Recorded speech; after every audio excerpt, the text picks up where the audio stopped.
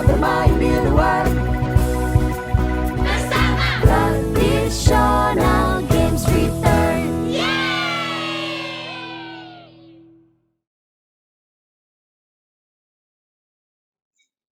Okay, so hello again, everyone.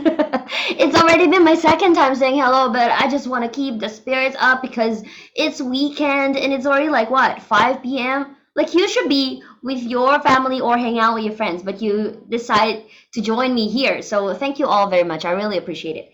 And yeah, so we're gonna talk about preserving Indonesian traditional games in many point of views.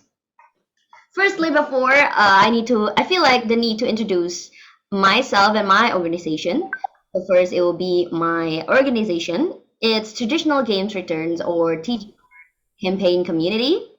We have this kind of tagline, lupakan gadgetmu, ayo main di luar, means let's forget about our gadget for a second and let's just play outside.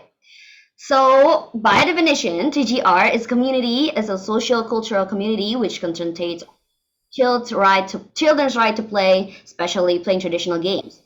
TGR aims to re-socialize, preserve, and restore the enthusiasm of Indonesian children towards traditional games to prevent the addiction of using gadgets to children. I think most of you already got the point.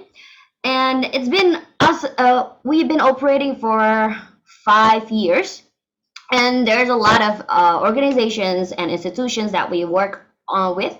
Uh, Among them are, you can see the logos over here, but they are the Ministry of Women Empowerment and Children. And then we have Juki over here. Juki is one of the most well-known Indonesian cartoon franchise. So yeah, we have worked with You Report Indonesia, which is from UNICEF, and the school like BINUS, Save the Children Foundation, CGO Foundation, even media like Kompas TV, and so on. And this is me. I mean, I'm not gonna talk much about me because Tyler already mentioned like who I am, and you can also read over here. But what I want to tell you is why am I here representing TGR campaign? Like, why am I here? So first, I'm the ambassador for TGR community, and why did they pick me? At first, I was like confused because like why all the imposter syndrome. My age usually we have all the imposter syndrome. And we just like, why me? But then again, because TGRCs, we share the same value. Because first of all, I have a little sister with 14 years of age gap. So my little sister is still in elementary school.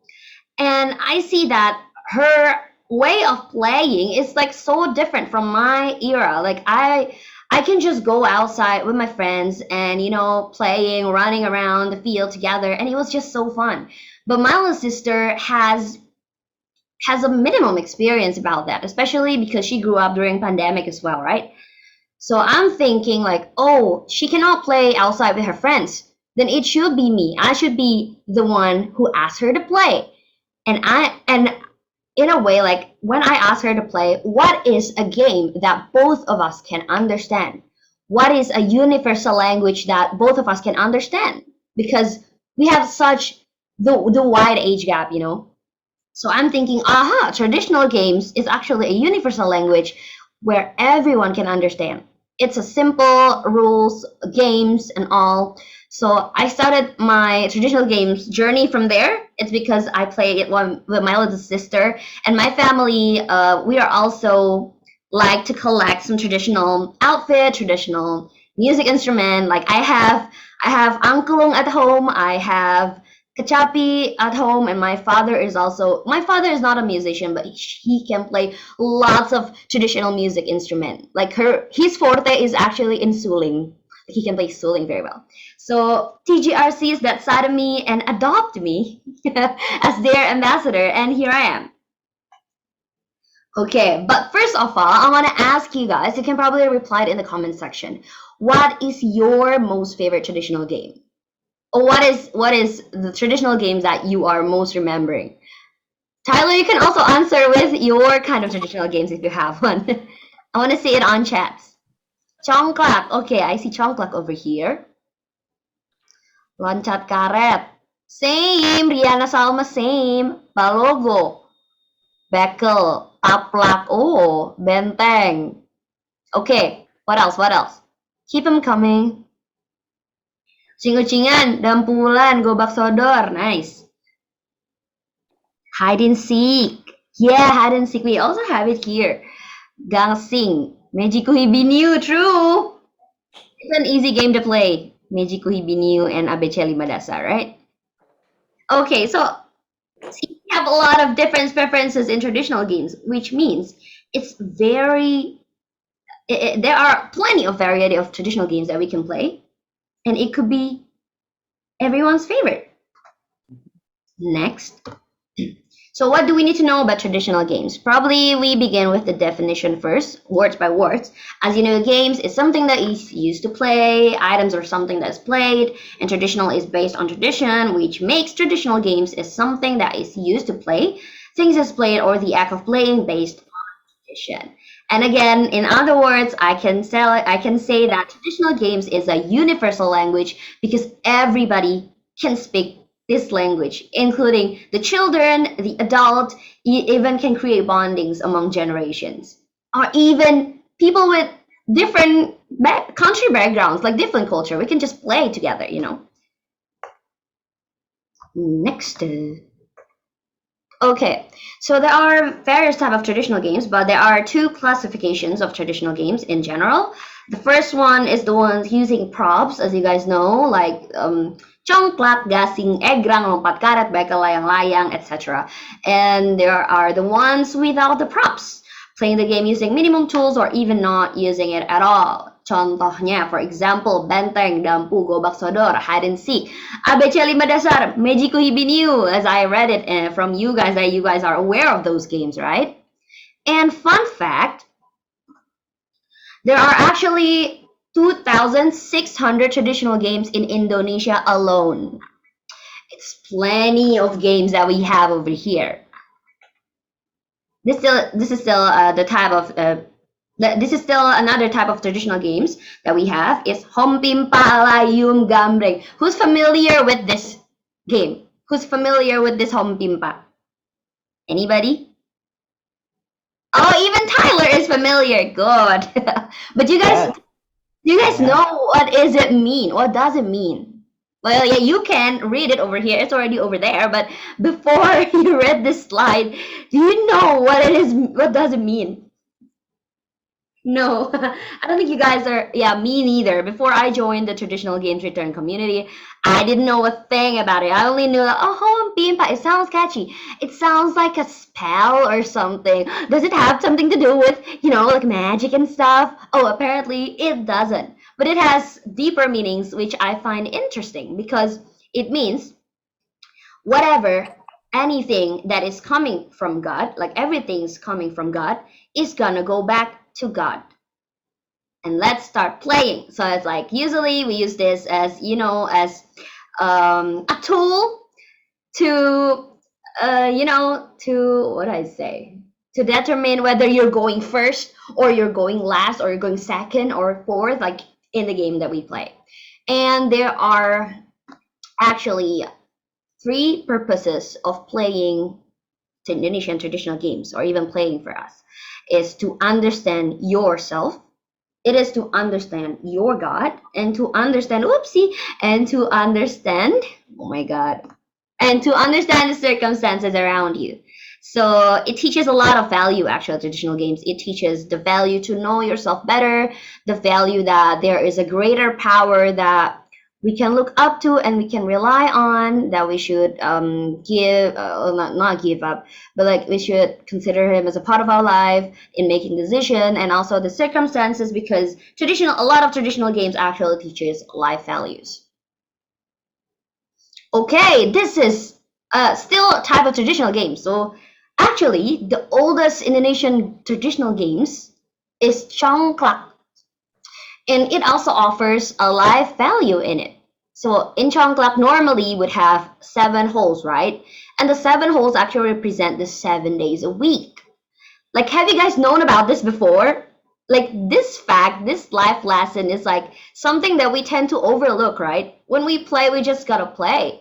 But then there's actually values, there's actually inherited values that over the generations, it's been circulated around the generations. So it represents 7 days a week that should be filled with goodness. So that's what Congklak is represented for. Congklak is able, another function is also Congklak is able to train children's motoric skills by, grabbing and then, sensory play and all. So actually, Nina, my coworker over here, has an interesting story, but I'll just tell it for you. So when TGR went to an event, we went to an event and we were playing with the children over there. There's actually a woman approached her and telling her that, oh, thank you for bringing up the traditional games, because of traditional games, my children used to not be able to hold a glass properly. Like it always fell off his hand. But then I teach him Congklak and then we play for like a frequent time, and then suddenly he's able to hold his glass bottle firmly. So yeah, it's proven to be functional. Aside from that story, it is also proven by research. And this game was the first entered into a little bit of history. This game was first entered into Indonesia brought by the immigrants from Arabia. From the 15th to the 11th century BC, this game has been invented. Oh yeah. And Congklak is only the Indonesian term. It is actually available in any other countries in the world. From the Philippines, for example, with the same type of game, it is called sungka. In Malaysia, it is called Congklak. And then in the US, it's kala. How do I pronounce that? And yeah, probably yeah. And you can read it for yourself. But anyway, traditional games is, that's why I mentioned earlier. It is a traditional. It is a universal language because like anybody can understand. And also from East Java, Sulawesi, Lampung, Sumatra, we also have different names for it. And there are a lot more of it. Yeah, it is referring back again to the universal language, because it is not only played by children, but it also can be played by teenagers and even adults to bond themselves. See, as you can see, we have kelereng, marble, hompimpa, the earlier one and escargot. I just found out that the name is escargot. It sounds like a food. Yeah, and then you can see in the slides over here, bekel, hopscotch, lompat karet. Yeah, this is also the function of why children needs to play, because playing is a child's need, which involves interaction with the environment around them, so they can understand their environment better. Traditional games are a cultural heritage to every generation. It is not only being active, but also traditional games are fun. Okay, so it's not only to sweat yourself, but it also teaches a lot of values over the generations. Okay, thus the traditional games can be an identity for Indonesian culture, divine Indonesian culture. The answer is yes, of course it can. Because in Indonesia itself, let's talk about, particularly about gasing, let's say. It represents different province in Indonesia has different gasing. So the province is represented by the shapes, the color, the how does it hold. See, even gasing Betawi, we have gasing Betawi, gasing Lombok, gasing Yogyakarta. Okay, let me open my notes a little bit. So traditional games can define Indonesian culture because it has a lot of key visuals that represent its native origin, like you can see here. So for the Betawi one, it's its characteristic is actually by its bright color to represent the people that likes the festivities and all. And then in Lombok, it's big. Bagasingan, like this, it is made from an acid wooden, which coated by the rim of the iron. It is used to be played. Oh, okay. It can be used to play, to just like normal playing, or they even have competitions for it. And gasing Yogyakarta, made from bamboo. It is a small ropes, type of gasing that can release a sound if you pull it, like that.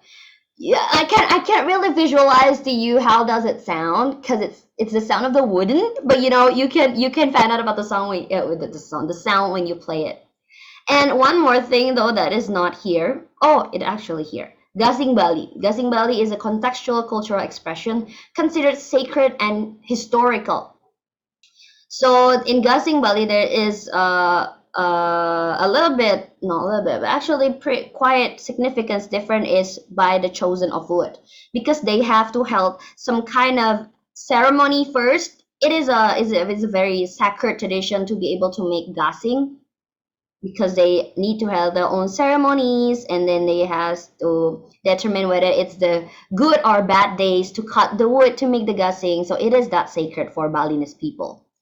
And then we have gasing siak from Riau. This type of gasing is made of wood and often mixed with iron as a ballast.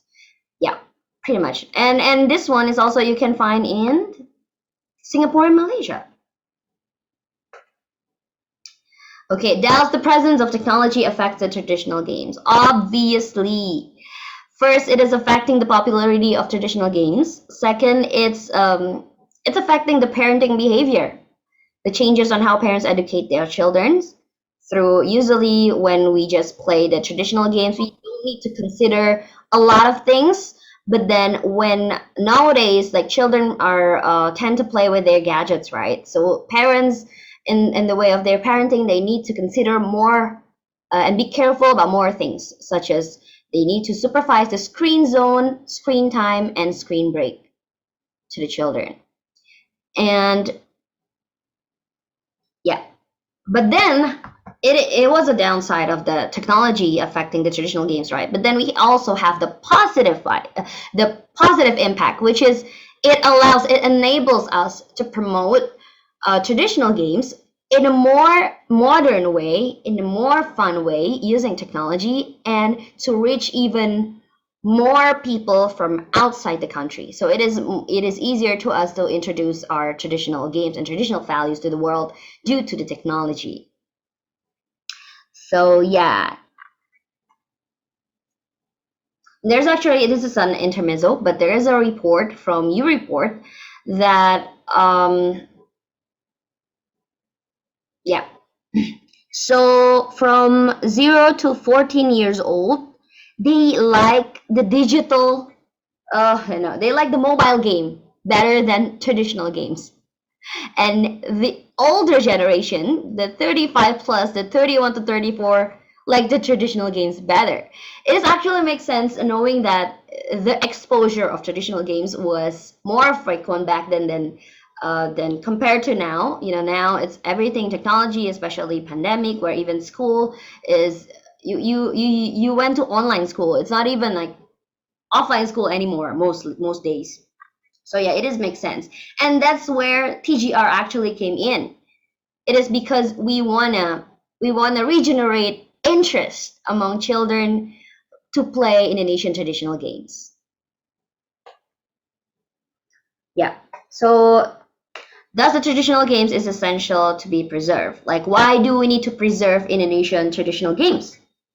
As particularly in this modern era, why do we need to preserve this still? Okay, of course, because it has a direct impact in children's growth. Like, and then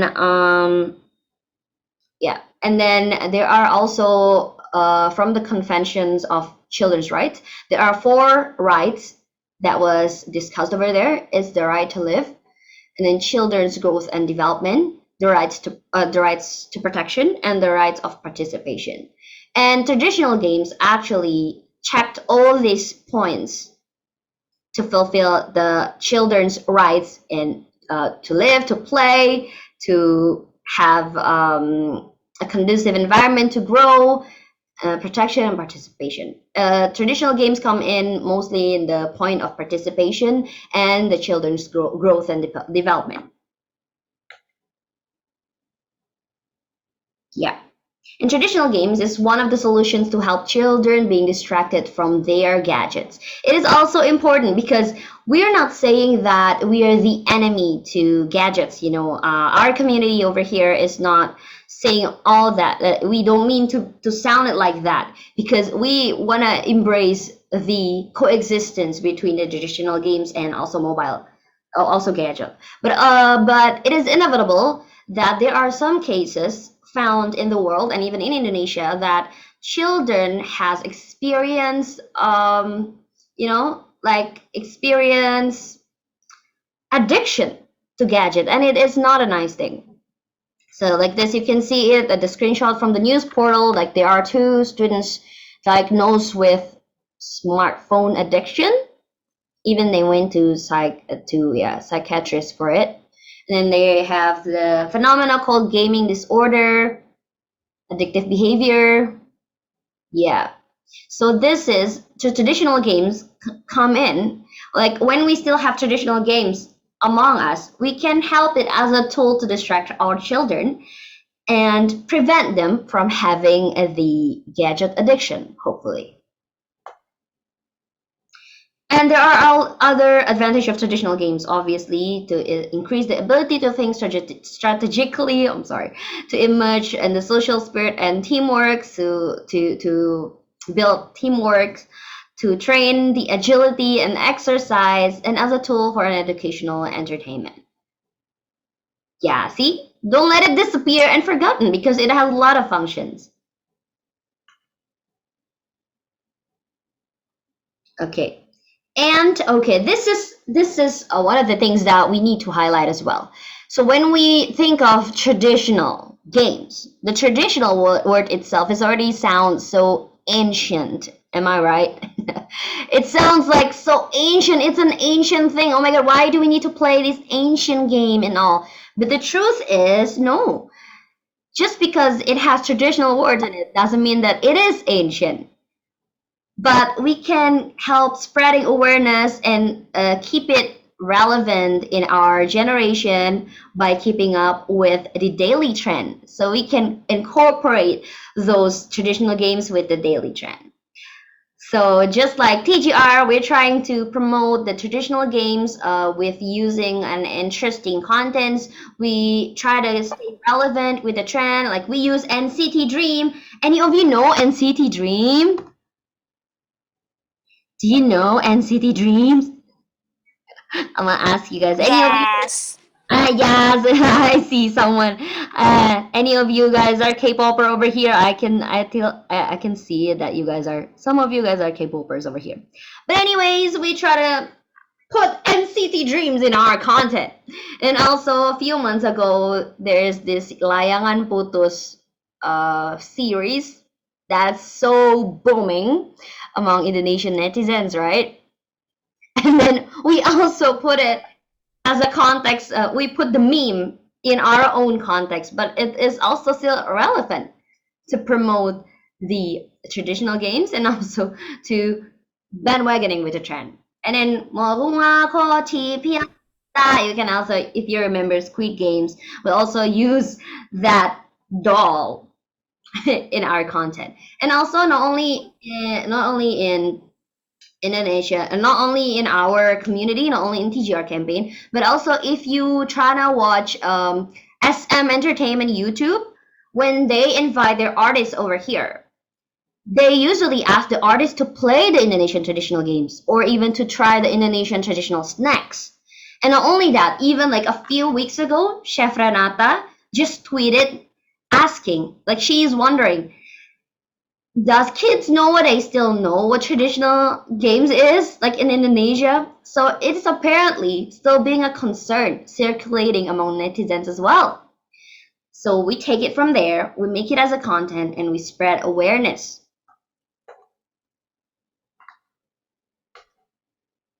So what can we do, especially us youth? What can we do about it? We should again keep the awareness alive, like what we did earlier with the TGR with the content. You can create your own content with like whatever you like, with whatever trends that suits you. You can tailor it into very modern content, video, singing, whatever that is to promote Indonesian traditional games. And then we can introduce the games to the next generations. For me, for example, by playing it with my little sister, by playing it with my little cousins, and simply just like buy them the traditional games, and then like, you know what this is? This is a very interesting thing.